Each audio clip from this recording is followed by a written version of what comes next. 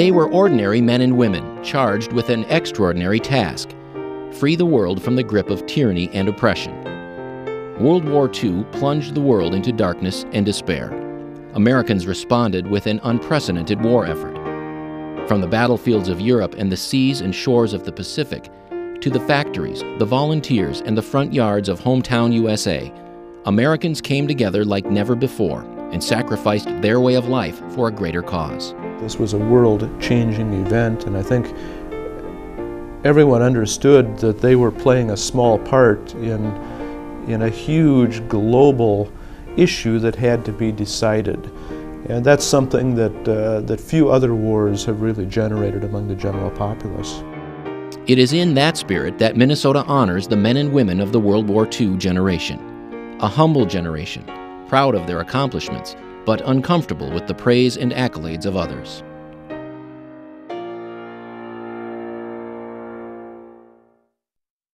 Memorial was a piece to, of course, memorialize and honor the veterans of World War II, but specifically the Minnesota veterans. And so we were particularly interested in expanding on that side of the war, the kind of human involvement that the Minnesotans had. Both the Minnesotans who participated in the war throughout the world, but also here at home in Minnesota. So it told more about all of the participants in the war, not just the soldiers who were in combat or supporting combat. We wanted to try and focus on the two different aspects of World War II. In our minds, there was sort of the big story, World War II all over the world, people from fighting all over the world. And then the other story was the individuals from the state of Minnesota who both fought in the war and helped prepare us for the war here. Rich in symbolism, this spacious memorial brings together the anguish of war with the hope and ultimately the glory of victory. Surrounded by American elm trees and ringed with flowers, the heart of the memorial rests within its glass panels, which represent the experiences of Minnesota veterans as they traveled the perilous roads of war. The glass panels are windows into different parts of this story. So they're windows into people's lives, people's experiences, and they begin to start telling that story as you're looking through these. We were using phrases like, these are the windows into the lives of those veterans. So we wanted those to actually be initially, quotations from actual veterans who were fighting, and what did they remember about it, and what did they take away from their experience. As we went on through the process and talked to more and more veterans, it became apparent that they didn't want themselves to be sensationalized, or they didn't want to be called out as individuals. But I think one of the main things that we tried to do in all those meetings over those years was not to make it significant for any individual person, and not to really have the entire monument and the memorial dedicated to the veteran. If you'll read on the scribed on the plaques that are out there, we all wanted the industry of Minnesota to be brought in, the fact that there was the citizens of Minnesota were involved, because I think each of us felt that it was a world war that involved everybody in the state, and that's what the memorial went to, and not just the fact we were veterans.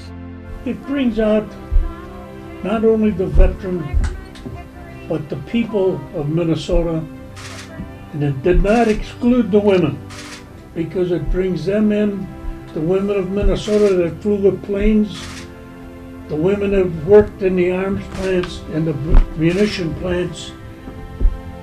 Every one of them is brought in here for this memorial.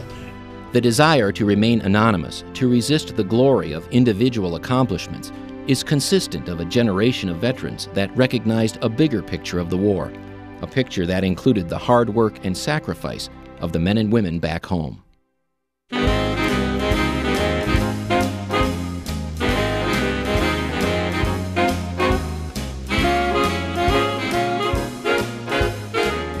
Once war started, everything changed because of the need for all kinds of products, both military products and items to support the military, and a lot of those came from Minnesota. The Iron Range was booming, taconite was developed and fed the war effort.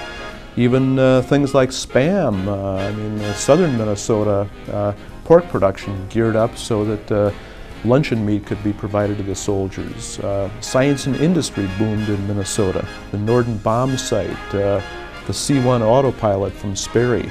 There was a huge production of gliders right here in the Twin Cities, with parts being made in South Minneapolis and West St. Paul, and St. Paul assembled down at Wool Chamberlain Field into gliders and shipped overseas.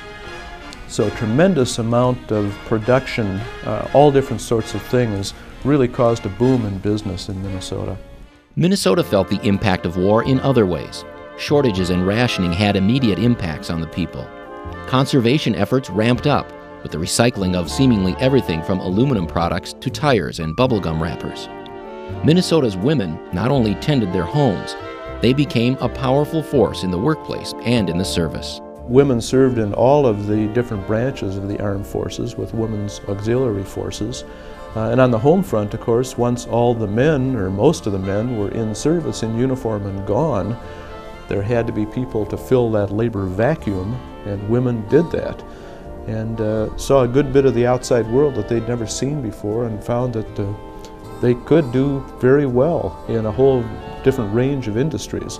There were a number who were pretty close to combat and did suffer casualties, and these were, for example, members of the Army Nurse Corps, frequently under fire, usually artillery fire, but they lost casualties. They were very, very close to the front in field hospitals. At the center of the memorial are two sculptural elements designed to tell a more general story. The sunken and raised earth plazas represent the highs and lows of the war. Specifically the lower plaza with the dark, cold, sharp granite was really meant to represent the lowest point of the war, the darkness, the death, the destruction. We intentionally designed that space so that people felt like they maybe shouldn't actually walk down in that space and be a part of it, but a space to be viewed from a distance and try and see it as something very different. As you move through the memorial, you rise back up. The centerpiece, the symbol of the state, is at the center of this, and as you move past that, the ground rises back up. And it rises back up, symbolizing coming out of the depths of war into a symbol of peace and prosperity and openness again. June 9th, 2007 was Dedication Day. The Capitol lawn, crowded with relic vehicles and other memorabilia, served as a gathering place for this very large Minnesota get-together. The hot, humid weather did not deter the thousands who came to honor and remember their friends, their comrades, parents or grandparents, or brothers and sisters. It was an opportunity to relive some of the sights and sounds of how they lived nearly a lifetime ago. Now this has a catch. Just like the K98, you gotta push down the feeder tray first, and then you can go ahead and push it up a little bit. There you go. And he went all across Europe from D-Day all the way to the surrender of Germany, and he never got a scratch. Left turn!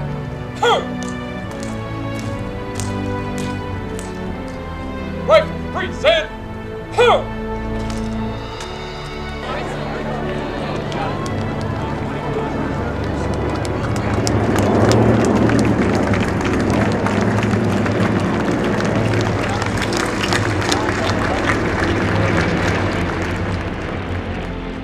It's important to remember the freedom that we have in this country and what it's taken to provide that freedom to us.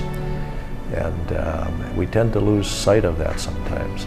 And I think that these memorials help recognize those that have helped provide us with the opportunity to live in such a wonderful place as we do. For the veterans of World War II, the memorial is a place for reflection. Thoughts of another lifetime and those who thrived within it give them pause.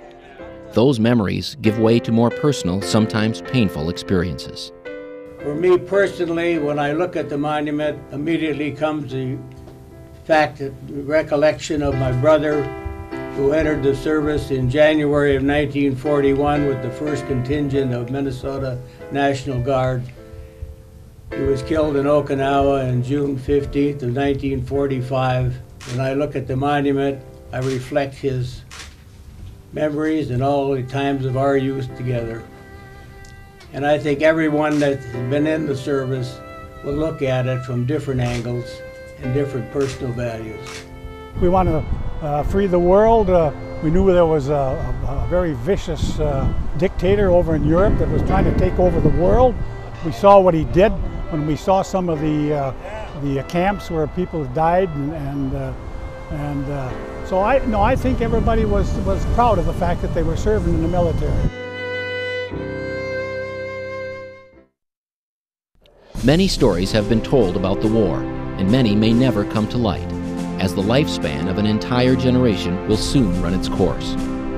Because of what they achieved, some have called them the greatest generation, and history suggests that may be correct. As these more personal stories are told, some will travel down to other generations, and some will just fade away. But the bigger story of the war, the soldiers, sailors, and airmen, doctors and nurses, the workers, the volunteers, the moms and dads and kids back home, that story will always be told at the Minnesota World War II Memorial.